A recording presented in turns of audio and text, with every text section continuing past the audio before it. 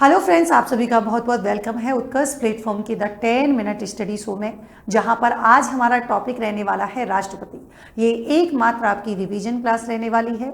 अगर आप चाहते हैं कि जैसे ही आप टॉपिक पढ़ें और उसके बाद आप क्वेश्चन प्रैक्टिस करें, तो इसका सॉल्यूशन मेरे पास है आपके लिए कि देखिए यहाँ पर आप क्या कर सकते हैं, 10 मिनट शो से रिलेटेड क्वेश्चन या मैं कहूँ क्विज प्रैक्टिस कर सकते हैं, बिल्कुल एकदम फ्री। आपको इस QR कोड को स्कैन करना है। अगर आपने उत्कर्ष ऐप डाउनलोड नहीं किया है तो ऐप डाउनलोड कीजिएगा और आप जाएंगे फ्री कोर्सेज में, जहां पर आपको 10 मिनट शो मिलने वाला है। वहां पर आपको दो चीज़ें मिलेंगी, एक तो डेली फ्री क्विज मिलेगी और एक डेली सुबह 8 बजे मेरा करंट अफेयर्स का सेशन होता है। उसके यहाँ पर क्या मिल जाएगा, आपको वीकली टेस्ट मिल जाएगा जो कि हर संडे को आयोजित होता है। तो ये दोनों ही चीज़ें आपको मिल जाएंगी। तो आप यहाँ पर क्या करेंगे, आप अपने दोस्तों को और खुद के लिए भी, जो भी आप एग्जाम की तैयारी कर रहे हैं उन सभी के लिए काफ़ी यूजफुल होने वाली है, ये ध्यान रखिएगा। राष्ट्रपति की बात करेंगे तो यहाँ पर देखिए, वैसे तो मैंने आपको इसको डिटेल में पढ़ा रखा है और यहाँ पर भी पूरा का पूरा कंटेंट आपको 10 मिनट में जल्दी से रिवाइज करेंगे। कि देखिए, पहली बात तो कॉन्स्टिट्यूशन का भाग कौन सा है, तो आप सब जानते हैं कि अगर मैं कहूँ कि भारतीय संविधान में केंद्र सरकार का वर्णन कौन से भाग में मिलता है, तो आप जानते हैं कि भाग 5 में हमको किसके बारे में उल्लेख किया गया है, केंद्र सरकार के बारे में। और इसी भाग 5 में आर्टिकल 52 से लेकर, आप जानते हैं कि 52 से लेकर अगर हम बात करते हैं तो जो संघ की कार्यपालिका है उसके बारे में प्रावधान किया गया है, जिसमें आपका राष्ट्रपति, उपराष्ट्रपति, प्रधानमंत्री, मंत्रिमंडल और आपके कौन हो जाएगा, महान्यायवादी जिसमें शामिल होते हैं। 52 कहता है कि भारत में हमारा क्या होगा, एक राष्ट्रपति होगा। 53 ये कहता है कि केंद्र की जो कार्यपालिका शक्ति होंगी वो किसमें निहित होंगी, राष्ट्रपति में। अब या तो दो ऑप्शन होते हैं, देखिए, या तो राष्ट्रपति इन शक्तियों का प्रयोग स्वयं कर सकता है या फिर अपने अधीनस्थों के माध्यम से कर सकता है। यहाँ पर अधीनस्थ का मतलब क्या होता है बच्चों, मंत्रिपरिषद होता है और मंत्रिपरिषद का जो प्रमुख है वो यहाँ पर कौन होगा, देखिए, जो मंत्रियों में प्रधान है उसे हम क्या बोलते हैं, प्रधानमंत्री कहते हैं। हालांकि वो एक मंत्री के रूप में ही शपथ लेता है, ये भी ध्यान रखिएगा। 54 ये कहता है कि इसका निर्वाचन किसके द्वारा किया जाएगा।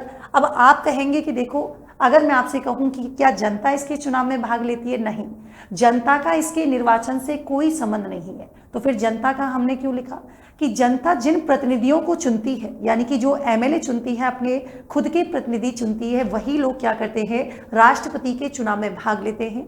या मैं यूं कहूं कि राष्ट्रपति का चुनाव एक निर्वाचक मंडल के द्वारा किया जाता है। तो ध्यान रखिएगा, जनता इसमें प्रत्यक्ष रूप से नहीं भाग लेती और न ही अप्रत्यक्ष रूप से भाग लेती है, अर्थात इसका चुनाव एक निर्वाचक मंडल के द्वारा किया जाता है। कौन कौन होते हैं भाग लेने वाले, संसद के दोनों सदनों के निर्वाचित सदस्य हैं, विधानसभा के निर्वाचित सदस्य हैं, केंद्र शासित प्रदेशों के विधानसभा के सदस्य, ठीक है। सबके नहीं होते, तो ध्यान रखिएगा। पहली बात तो मैं आपको बता दूं कि देखिए, केंद्र शासित जो प्रदेश है उनकी विधानसभा के ही, और ये कौन कौन भाग ले सकते हैं, तो एक तो आपको ध्यान रखना है दिल्ली, और दूसरा आपको ध्यान रखना है पुदुचेरी। दिल्ली हो गया, पुदुचेरी, और वर्तमान की अगर हम बात करेंगे रिसेंटली, तो अब जम्मू कश्मीर के भी क्या हो जाएंगे। एक चीज ध्यान रखिएगा, ये राज्य क्षेत्र के आधार, क्योंकि वहां पर विधानसभा है तभी तो ना उसके सदस्य भाग लेंगे, तो केंद्र शासित प्रदेश के तहत नहीं, और यहाँ पर राज्य क्षेत्र के आधार पर कौन भाग नहीं लेता, संसद के दोनों सदनों की मनोनीत सदस्य भाग नहीं लेते, विधानसभा के मनोनीत सदस्य भाग नहीं लेते, और विधान परिषद के न तो निर्वाचित सदस्य और न ही यहाँ पर मनोनीत सदस्य भाग लेते हैं। जब भी कोई सभा विघटित हो जाए तो उसके सदस्य राष्ट्रपति के निर्वाचन में भाग नहीं लेते, ध्यान रखिएगा। राष्ट्रपति उपराष्ट्रपति के चुनाव की अधिसूचना कौन जारी करेगा, निर्वाचन आयोग करता है। उम्मीदवार के लिए 50 प्रस्तावक और 50 अनुमोदन आवश्यक होते हैं। 15,000 रुपए की जमानत राशि RBI को जमा करानी पड़ती है, और ऐसा क्यों किया जाता है, ताकि राष्ट्रपति के चुनाव को क्या नहीं करे, कोई भी यहाँ पर ऐसा नहीं करे कि भाई देखिए सीरियसली ना ले, है ना। तो मतलब ऐसा नहीं, तो सीरियसली ले राष्ट्रपति के चुनाव को। तो यहाँ पर यह प्रावधान है कि अगर मान लीजिए 15,000 रुपये उसने जमानत के रूप में जमा कराए, और अगर टोटल वोट का 1/6 भाग अगर वो नहीं पाता है, तो उसकी जो जमानत राशि है वो क्या हो जाएगी जी, जब्त हो जाएगी, है ना। राष्ट्रपति के चुनाव में मुख्य निर्वाचन अधिकारी कौन होता है, बहुत बार इंपॉर्टेंट क्वेश्चन पूछा गया है, लोकसभा का महासचिव होता है, ध्यान रखिएगा। देखिए 55 क्या कहता है कि निर्वाचन पद्धति क्या होगी, इसका चुनाव आनुपातिक प्रतिनिधित्व एकल संक्रमणीय मत पद्धति के आधार पर होता है जी। उम्मीदवार को निर्वाचित होने के लिए एक हमारा निश्चित मत होता है, और निश्चित मत आपको यहाँ पर ध्यान रखना है, ठीक है। राष्ट्रपति चुनाव से संबंधित विवादों की जांच कौन करेगा, फैसले कौन देगा, उच्चतम न्यायालय के द्वारा किए जाएंगे। निर्वाचक मंडल की अपूर्णता के आधार पर राष्ट्रपति के चुनाव को चुनौती नहीं दी जा सकती, बहुत ही इंपॉर्टेंट है। सुप्रीम कोर्ट राष्ट्रपति को चुनाव को अगर क्या कर देता है, मान लीजिए चुनाव रद्द कर दिया या अमान्य घोषित कर दिया, तो अगर उसके द्वारा क्या है पहले कोई भी कार्य किया गया है तो ध्यान रखिएगा पहले किए गए कार्य बाधित नहीं होंगे या मैं कहूं अमान्य नहीं किए जाएंगे। नेक्स्ट देखिएगा 56, भाई कितने साल रहेगा, 5 वर्ष तक रह सकता है। खुद का मन करे त्यागपत्र उपराष्ट्रपति को दे देगा। अपने उत्तराधिकारी, जब तक मान लीजिए कि अगला उत्तराधिकारी नहीं आ जाता है तब तक वो अपने पद पर क्या रहेगा, कार्यरत रहेगा, अगर उसका कार्यकाल पूरा भी हो जाता है तो, ठीक है। और उपराष्ट्रपति को जैसे ही त्यागपत्र दिया, इसकी सूचना वो किसको देगा, तो लोकसभा अध्यक्ष को क्या दी जाती है, सूचना। 57 ये बताता है कि ये पुनर्निर्वाचन के पात्र होते हैं। हालांकि अमेरिका की बात करते हैं तो एक व्यक्ति 2 बार से ज्यादा राष्ट्रपति नहीं बन सकता। 58, राष्ट्रपति के लिए क्या क्या योग्यताएं भारत का नागरिक, क्या जन्म से आवश्यक है, क्या नहीं, जन्म से आवश्यक नहीं है। 35 वर्ष की आयु पूर्ण कर चुका हो, अर्थात यहाँ पर ये हमारी न्यूनतम आयु है, अब मैक्सिमम भले ही वो कितने ही साल का हो सकता है। लोकसभा सदस्य निर्वाचित होने के लिए क्या है, उसके पास योग्यता। इसका मतलब ये हुआ कि वो जो राष्ट्रपति होता है वो संसद के किसी भी सदन का सदस्य नहीं होगा, केवल लोकसभा का सदस्य निर्वाचित होने की क्वालिफिकेशन या मैं कहूँ योग्यता रखता हूँ। राज्य के अधीन किसी लाभ के पद पर नहीं होना चाहिए, तो एक तरीके से ये तो आपकी शर्त होगी, आप समझ गए होंगे कि लाभ के पद को हमारे भारतीय संविधान में परिभाषित नहीं किया गया। इससे तात्पर्य ये होता है कि कोई भी व्यक्ति अगर केंद्र सरकार या राज्य सरकार के अधीन काम कर रहा है तो इसका मतलब क्या है, वो लाभ के पद पर कार्यरत है। राज्यपाल, मंत्री ये इसमें नहीं आते हैं। देखो, तो वर्तमान राष्ट्रपति, उपराष्ट्रपति, राज्यपाल किसी मंत्री को लाभ का पद नहीं माना जाता, ये भी आप ध्यान रखिएगा। 59, शर्तें क्या है, सांसद या विधायक नहीं होना चाहिए, लाभ का पद ग्रहण ना करे, आधिकारिक आवास किराए के बिना मिलेगा, मतलब किराया नहीं देना पड़ेगा भाई, संसद द्वारा भत्ते विशेषाधिकार प्राप्त होंगे, उपलब्धियां भत्ते पदावधि के दौरान कम नहीं किए जाएंगे, ठीक है। फिर देखिए, विधिक जिम्मेदारी से मुक्त होता है, आपराधिक कार्यवाही से उन्मुक्त होता है, परंतु 2 माह के भीतर जो है क्या है, दीवानी कृत्यों के लिए अभियोग। मान लीजिए राष्ट्रपति किसी की संपत्ति जब्त कर ले तो ऐसी स्थिति में क्या हुआ सकता है, तो मतलब उसके विरुद्ध कार्यवाही की जा सकती है, लेकिन पहले उसे सूचित करना पड़ेगा, कितना, 2 महीने के पहले, ठीक है।